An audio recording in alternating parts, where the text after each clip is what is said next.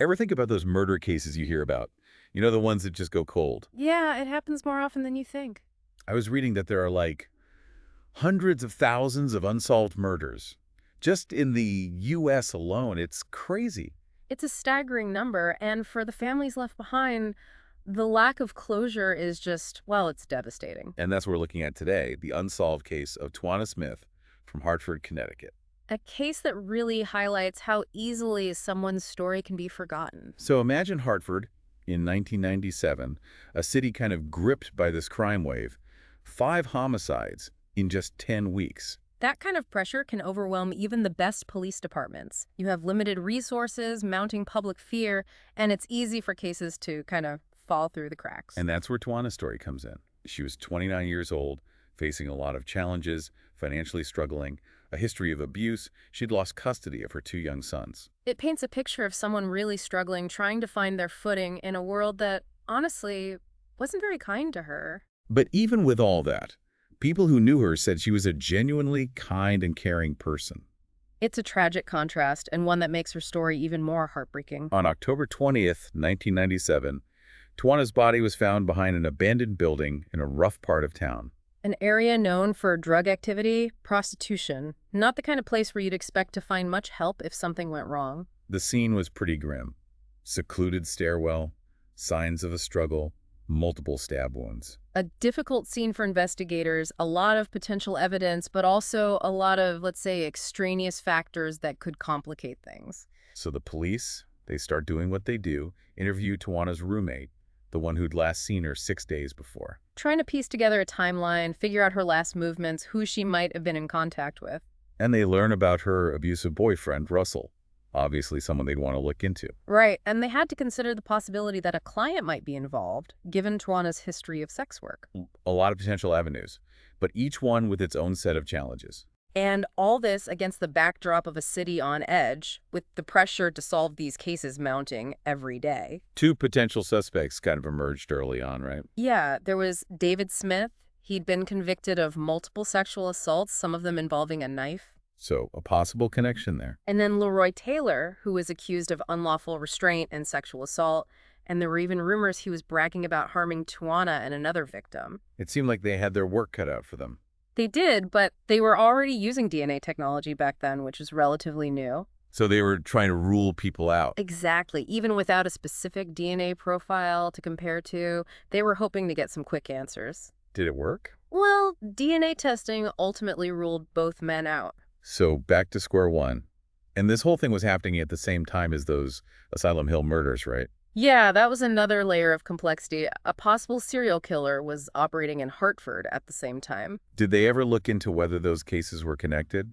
They did, but Matthew Stephen Johnson, the guy convicted of 3 of the Asylum Hill murders, didn't match Tuana's case. So potentially multiple perpetrators active in the city at the same time. That's a scary thought. It's definitely unsettling, and it raises questions about whether some of these cases, especially those involving marginalized victims, were properly prioritized. And then a few years later, things took a pretty dramatic turn with Angela, the woman who initially led police to Tuana's body. Oh, right. Her cellmate claimed she'd confessed to the murder. Imagine that. Talk about a bombshell. The police tried to get a recording of her confession, using her cellmate to secretly record her. Like in the movies. Yeah, but the recorder malfunctioned. A crucial piece of potential evidence, gone just like that. It's crazy how technology can both help and hinder these investigations. It really is.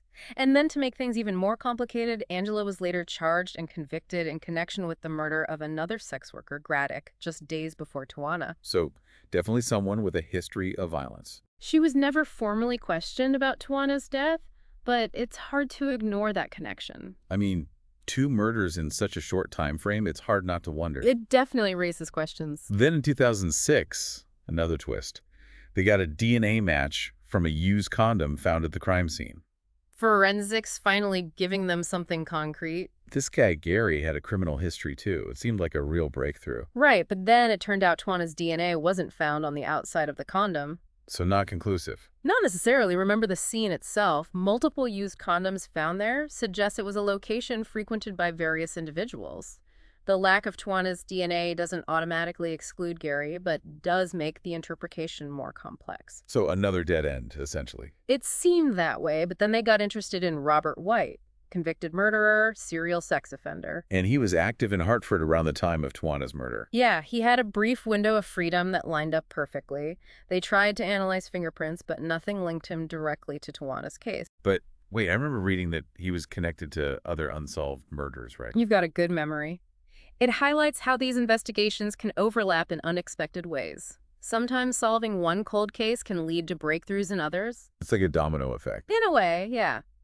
And then in 2015, the cold case unit decided to take another look at Tuana's case. I guess they never really gave up, huh? Nope. And this is where the advancements in forensic technology really start to play a role. They found something new. They did. They found sperm cells on Tuana's genes, and this time they got a DNA match. A new suspect. Yeah, a man named Mario.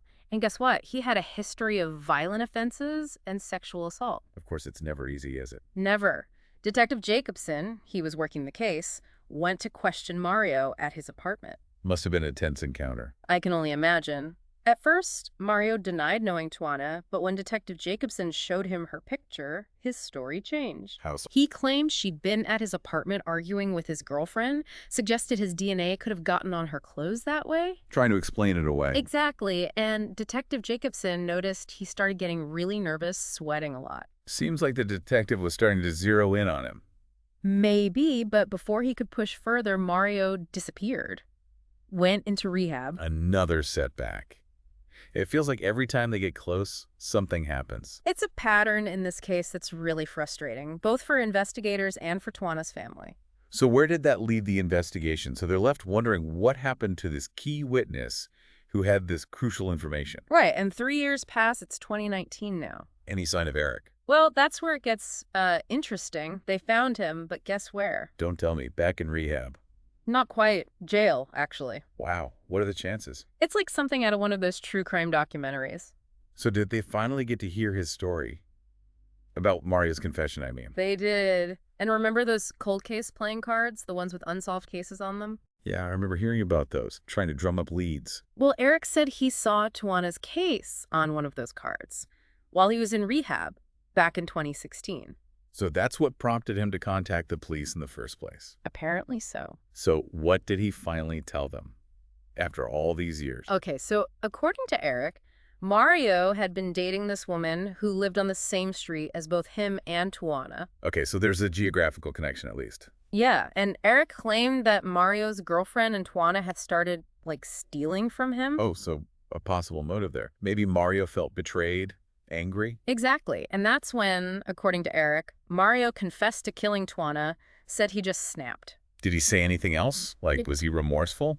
Actually, Eric said Mario seemed more worried about getting caught, like he was afraid of being arrested. Fear of getting caught, that usually means there's some guilt there. Right. Innocent people don't usually worry about being arrested for a crime they didn't commit. So the police had Eric's story, but could they corroborate any of it? Well, they were able to confirm that Eric and Mario were in rehab together at the same time, he claimed. So this wasn't some made-up story. There's a real connection. Exactly. This wasn't just some random guy off the street. So Detective Jacobson finally had something solid.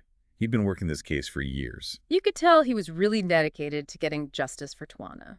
So did they go after Mario? Well, they started building their case, gathered all the evidence, the DNA, Eric's statement. Detective Jacobson was even planning a trip to Florida because that's where Mario had moved to. To finally confront him. Right. But then, just as things were moving forward, there was another setback. Not another one.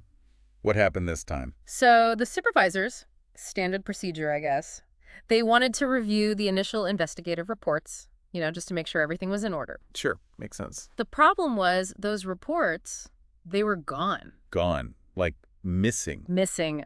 Couldn't find them anywhere. You've got to be kidding me. How does that even happen? We're talking about a murder investigation. It's a huge mess, honestly. Not only does it look bad, but it also makes it incredibly difficult to move forward with the case. Like, how do you build a solid case when you're missing crucial pieces of information? I bet Detective Jacobson was furious. All those years of work. He was incredibly frustrated, and rightfully so. They had to put everything on hold, including the trip to Florida. What about Tuana's family? They must have been devastated. I can't imagine what they were going through. Another delay, another roadblock. After all these years, still no answers. So where does that leave the case now? Well, it's still open, but obviously it's a difficult situation. But they haven't given up, right? Not at all. Detective Jacobson is determined to find a way forward, maybe through some new forensic analysis. There's talk of using MVI testing. MVAC, what's that? It stands for micro vacuum antibody capture, and it's pretty cutting edge.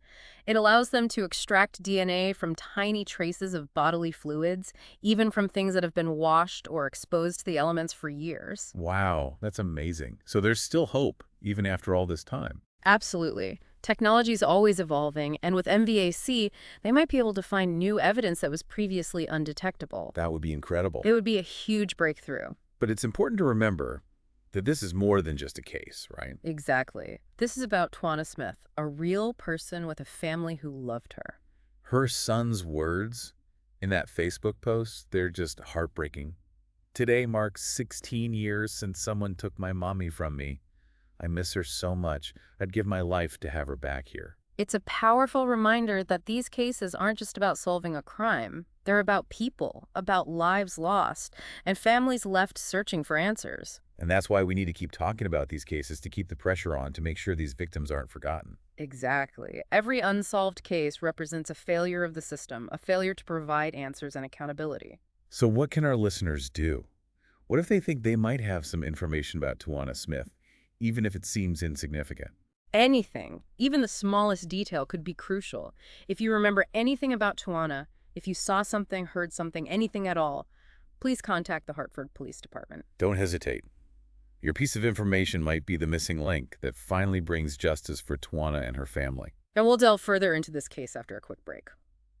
We've been talking about the unsolved murder of Tuana Smith, and it's clear that this case is full of twists and turns. Absolutely. From missing reports to disappearing witnesses, it's like every step forward leads to another setback. But despite all of that, Detective Jacobson seems determined to find answers. He really does, and these advancements in forensic technology like MVAC testing could be the key. It's amazing to think they might be able to find new DNA evidence from Tuana's clothing after all this time. It really is, and it just shows that even in cold cases, there's always hope. But it's important to remember that this isn't just about forensic science, right? This is about a real person, Tuana Smith. You're absolutely right. It's easy to get caught up in the details of the investigation, but we can't forget that Tuana was a daughter, a sister, a mother.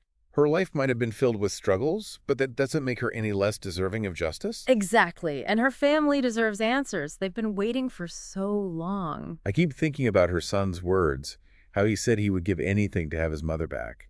It's heartbreaking, and it underscores the lasting impact of these crimes. The victims might be gone, but their families are left to deal with the pain and the unanswered questions.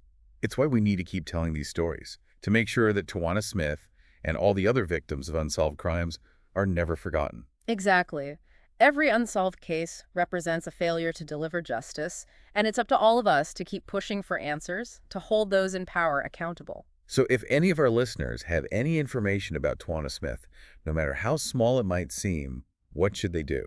Don't hesitate. Contact the Hartford Police Department. You never know. Your piece of information, even if it seems insignificant, could be the missing link that finally brings closure to this case. And even if you don't have direct information about this case, you can still help. Share Tuana's story, talk about it with your friends and family, keep her memory alive. That's right. Sometimes all it takes is for the right person to hear the story, to remember something, anything that can help bring justice for Tuana and her family. So as we wrap up our deep dive into this complex and heartbreaking case, let's hope that someday, soon, Tuana's family will finally get the answers they deserve. We can only hope.